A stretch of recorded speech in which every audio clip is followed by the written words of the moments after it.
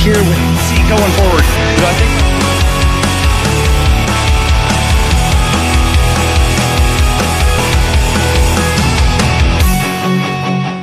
And good afternoon, everybody. Welcome to the Northwest Sports Report. This is our first episode of this particular program. This is kind of taking the place of our Hawk Talk, where we're going to talk year-round on this. And, we go into all of our sports, not just the Seahawks. So we are expanding kind of that layout. That being said, we want to open this up with the Seattle Torrent. So this is their first season in the PWHL, and women's hockey has really kind of taken off. You have the third year of the league, first year of the Torrent, and Seattle, in true fashion, shows out for their sports.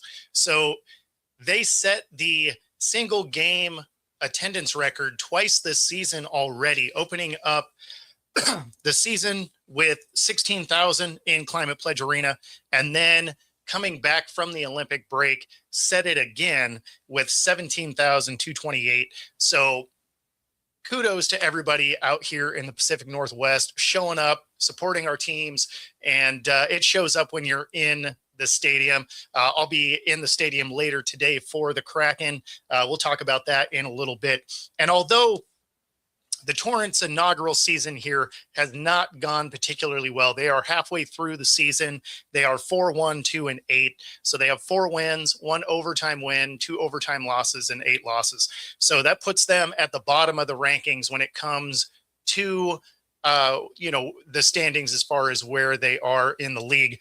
But that being said, we are showing up, we're supporting our team, and we also have our captain coming back with a gold medal. So we still have plenty to celebrate for our Torrent. They have the second half of the season, so they still have a chance to turn this thing around. But even still, lots to celebrate in this first year. Obviously, our captain, Hillary Knight, coming back home with a gold medal, and of course, the attendance record that Seattle sets twice. So you got to feel good about both of those things. Now, why I said this league is really starting to create some buzz as well is in this third year, they are starting to get some of the bigger venues. So they are scheduled to hit Madison Square Garden later this year. They also are going to be in TD Garden in Boston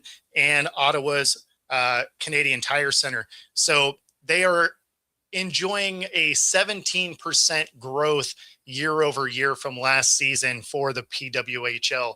So again, huge shout out to everybody that's here in the Pacific Northwest, showing up, showing out, and so supporting not only the league, but our new team.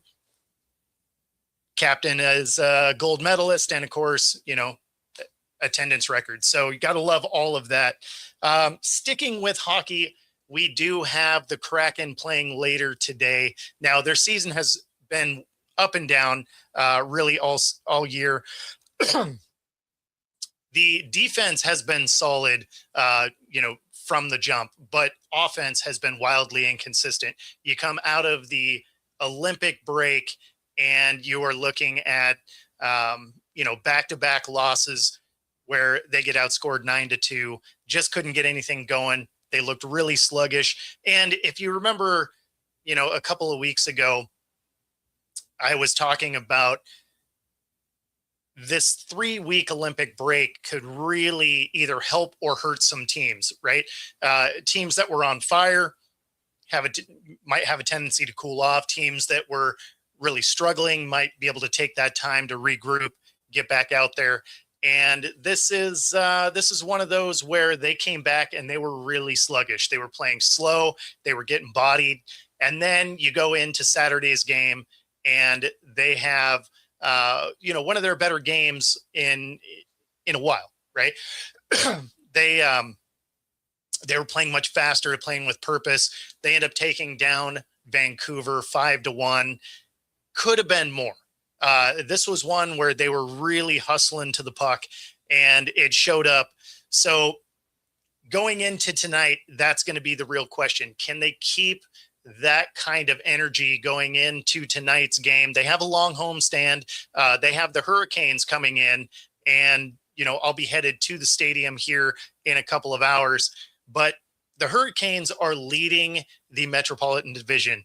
They are playing extremely well, and the Kraken, again, have been wildly inconsistent. So we're going to be looking for them to try and stack on this win over Vancouver on Saturday, just to keep themselves in the driver's seat for the playoffs. We are sitting with about 22 games left for the Kraken, and they can't afford to lose any games. They have 4 other teams that are within striking distance to take that final wild card spot.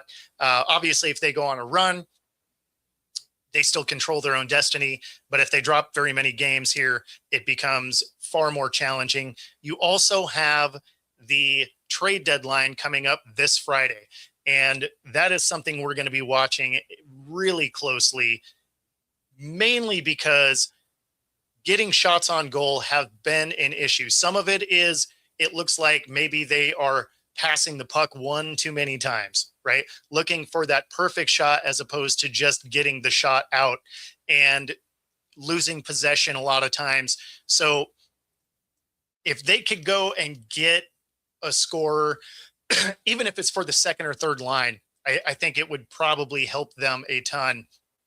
That being said, they've been so up and down. I don't know that they're necessarily going to be buyers. I don't think they'll be sellers either. They look like they're probably going to be sort of a stay where you are, see what you can do kind of situation. But from the outside, it sure looks like they need somebody that can consistently put it on net, and they just don't seem to have that right now. You go out of the Olympic break here, get it outscored, 9-2. But when you look at the shots on goal disparity, it also shows up there. When you look at their game on Saturday, they were putting shots out there, and it's funny, when you're aiming at the goal, some of them go in. So hopefully we can see them start to turn this thing around and go back on a run. They did finish, coming into the the Olympic break, strong. So if they can kind of get back into that action, they can keep their playoff hopes alive. That being said, even in the playoffs, they're going to need a consistent scorer. So that's where, again, we're going to be really looking at these, the next few days on whether or not they make any moves to go get a scorer. Obviously, there's not going to be tons of them available. If a team has a good scorer, they generally want to hang on to him. So, it'll depend on what it is they can do there. But I don't know. We'll have to wait and see if they make any moves over this week, but they definitely need some help there. All right. And of course, we do have to hit the WNBA, and the Storm doesn't have a lot of news to put out, and that's largely in part because of the WNBA and the Players Association still not having a contract. Now, the WNBA or the Storm has put out their preseason and their regular season schedule. They have finalized their coaching staff. So you have to be fairly confident that the organization is ready to rock as soon as these negotiations get handled. That being said, you are getting really close to a deadline that makes it almost imminent that some of the season doesn't get played. And so we're going to go over a couple of these just so that you kind of have an idea of what these numbers look like. And so we will go. All right. So the key dates to watch here. The Players Association says that they need something confirmed by the 10th, right? Or they have moved forward. They voted within the Players Association to approve a strike. So a strike almost seems imminent based on the fact that the WNBA doesn't seem to be really interested in closing the gap here. Now, if a deal does get done by the 10th, That's where the rest of these dates come in, because this becomes such a quick turnaround through these events into the regular season.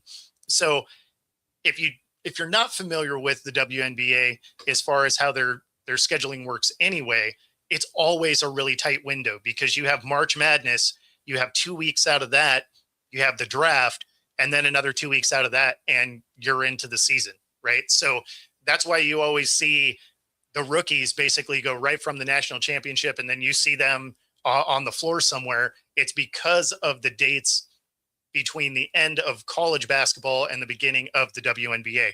This is going to be no different.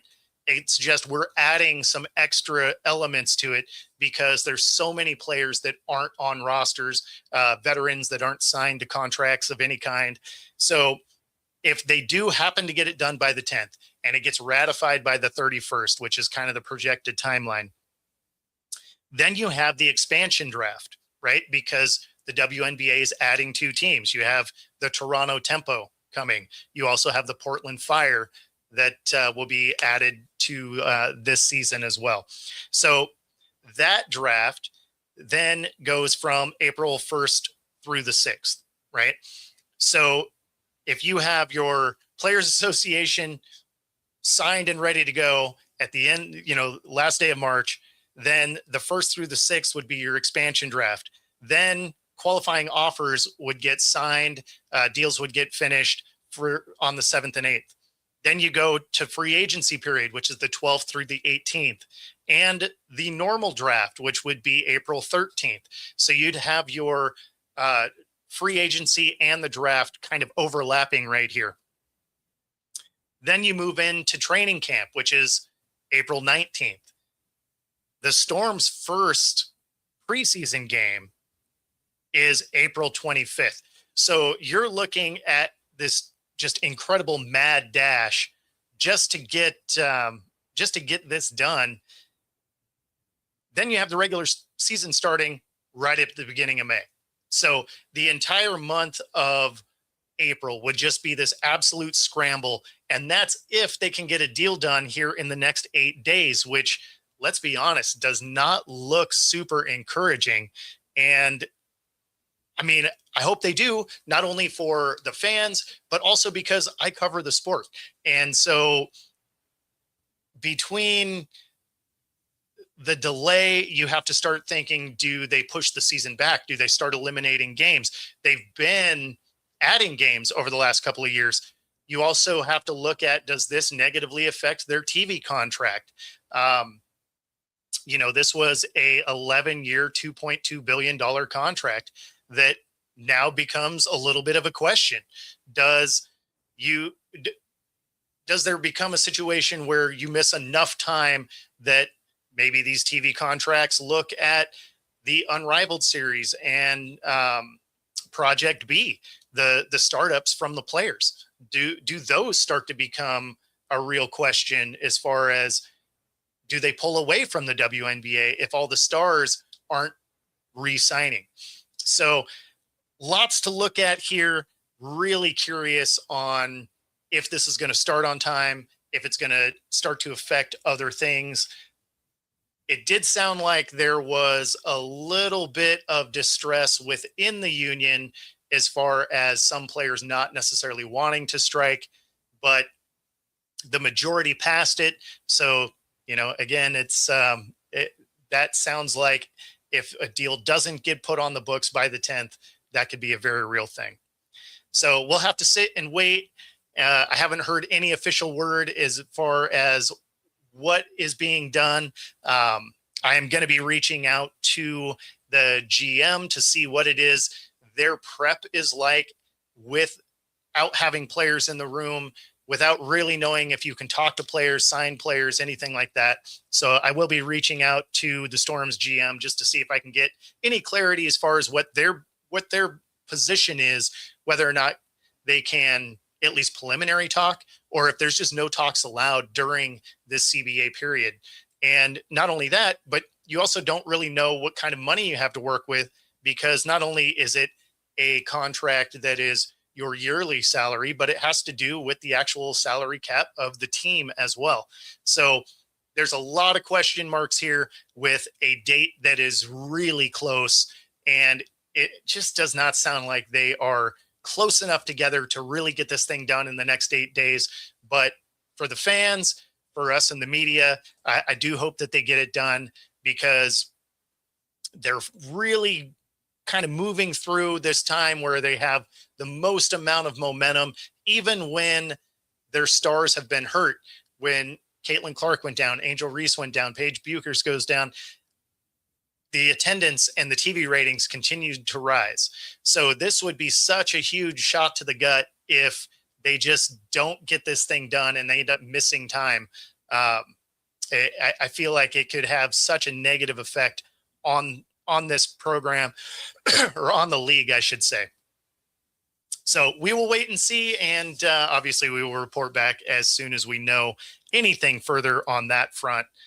Moving into the Seahawks a little bit, we did have the NFL Combine over the last couple of days, and there are some guys that stood out, but Seattle just doesn't have the draft picks to move up or potentially get some of these guys. A couple of the ones that we're going to talk about today are in the running back position, because let's be honest, Kenneth Walker is probably not going to be a Seattle Seahawk moving forward. And that's not a big surprise. When you look at what Schneider has done over his tenure here, he has a tendency to just draft another guy and welcome in. But so when you're looking at some of these potential draft picks, excuse me, you know, I was hearing rumors that people were talking about maybe David Montgomery. Man, I am struggling here.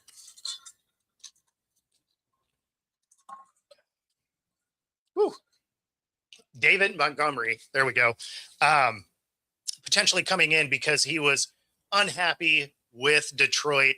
And when you're looking at that situation, that didn't make any sense. He had a 2-year, $18 million deal. If they were going to spend that kind of money, they might as well keep Kenneth Walker. This is a team that historically doesn't like to pay the running backs into another contract. And some of that just has to do with the fact that they have a tendency to get hurt as a Seahawk. You know, really since 2014 until this year, your number one prospect or your number one running back had been on IR every single year. So technically, Walker was still running back one, although there was a lot of conversation through the year if Charbonnet was going to take over that spot. Charbonnet ends up on IR. So had they made that move, it still would have been true, and we wouldn't have had another season without running back one going down, right? So with Walker likely going to go get 10 to 12 million somewhere else, a guy like Montgomery just got traded to the Texans, but again, wasn't really a fit. He was going to make too much, and that's just kind of not what Seattle signs up for when it comes to the running back position. Breece Hall got franchise tagged, so you're not going to go that route. So at this point, you're going to be looking towards the draft. Now, Seattle only has 4 picks in this draft. They have a first, a second, a third, and a sixth. Now, I fully expect them to pull out of that first spot. Somebody is going to want that 32nd pick to get the 5th-year option on a deal with one of their guys. When you are looking at some of the running backs in the draft, they're not going to get love, right? He's going to be a top 10 pick, especially since in the combine he ran a 4.38. So he drops below that 4.4 number that a lot of running backs struggle to even achieve. And so with him running a 4.3, there's no doubt in my mind that he's going to be a top 10 pick. And so that's going to be way out of the range for Seattle. Outside of that, you're looking at day 2 guys. And when you think about it in that aspect, Kenneth Walker was a 2nd-round pick. Charbonnet, also a 2nd-round pick. So it would not be a surprise to me if they maybe take a flyer on a 2nd-rounder, especially because they potentially have 2 2nd-rounders if they do pull out of that 32nd spot. So if they were to trade with, say, the Raiders, who would just be, I think they're the 5th or 6th pick in the 2nd round, Raiders could move up. They could get somebody that they need with a fifth-year option, probably offensive line. And then Seattle ends up with their second round and the Raiders' second round. And then they probably end up with a third or a fourth as well.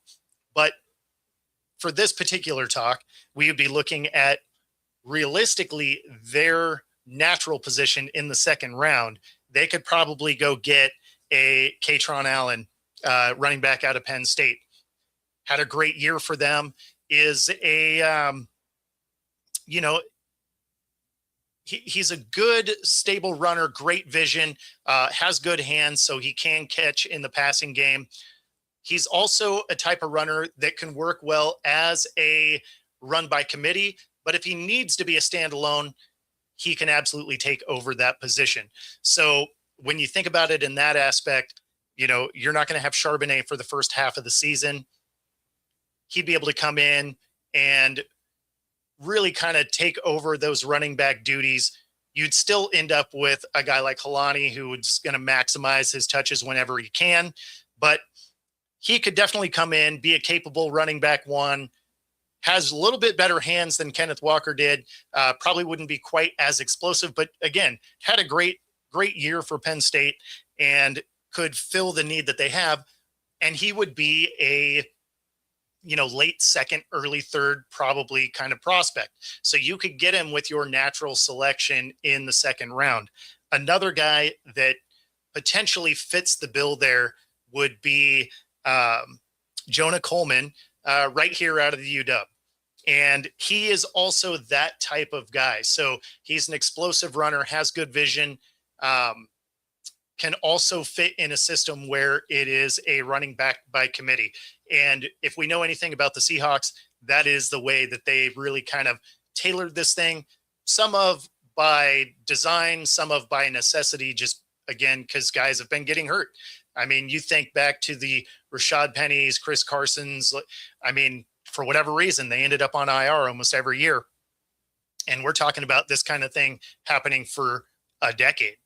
And this isn't a new situation when you think of it from the GM standpoint. John Schneider has been present for all of that. So I expect them to be looking at some interior offensive line as well. Obviously, you've heard me talk about Anthony Bradford and the fact that he's wildly inconsistent and in some games completely absent when it comes to his blocking assignments at that right guard position. I don't think he should be off the team or anything like that, but I do think you need to get somebody in there that is either a rotational piece or maybe takes over the job completely. You drafted Bradford high enough that it would be beneficial to keep him on the roster. He has had good tape out there, but he also ends up with these huge misses over time as well. And so that's where you kind of want to look at that right guard position if you can find one. Now, this draft does have a lot of offensive line and defensive line, lots of trenches out there.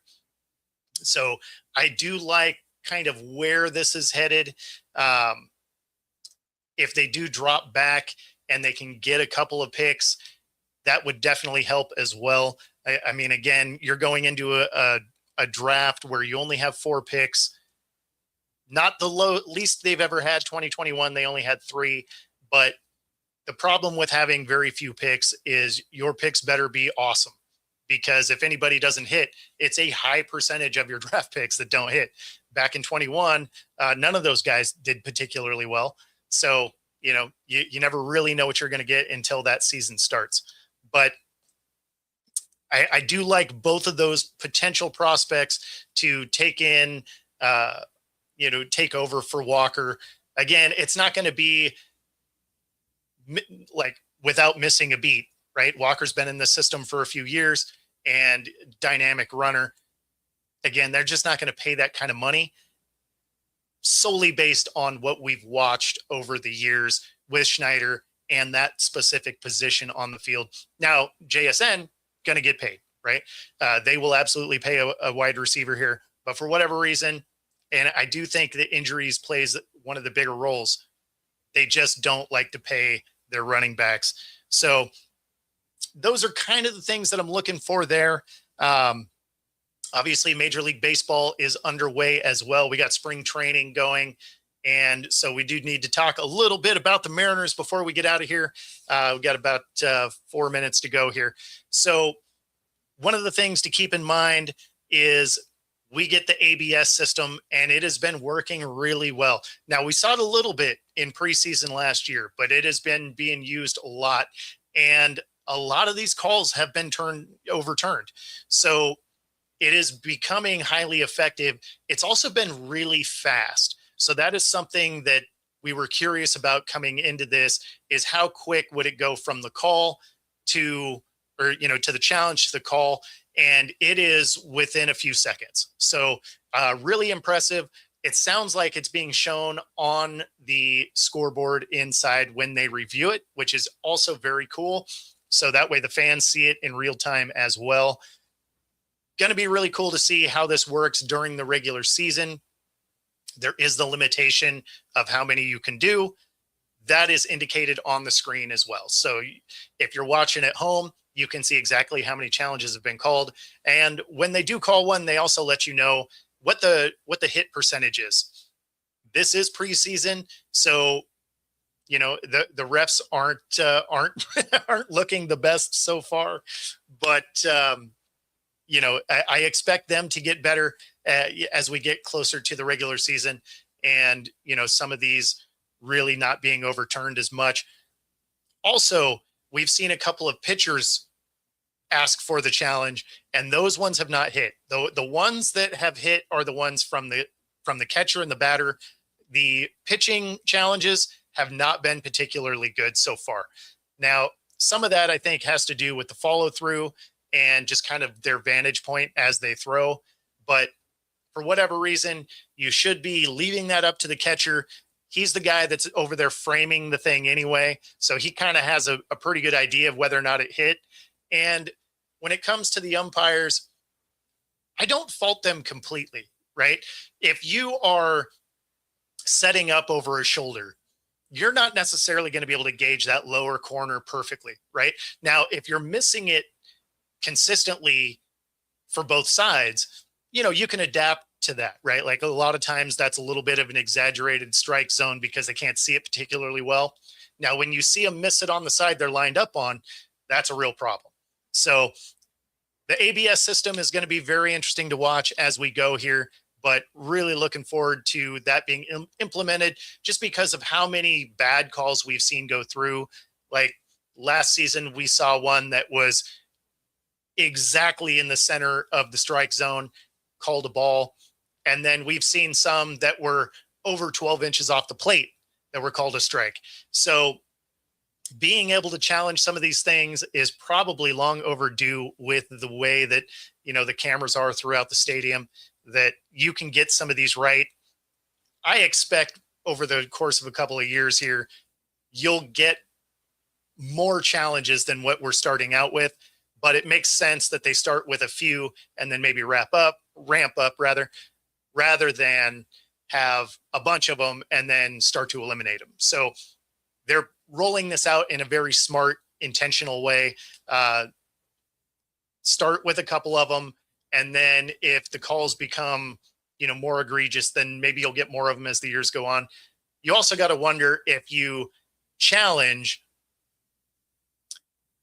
when you run out of challenges, do those umps give you some makeup calls because they're mad about it? Because I wouldn't be surprised if something like that happened as well.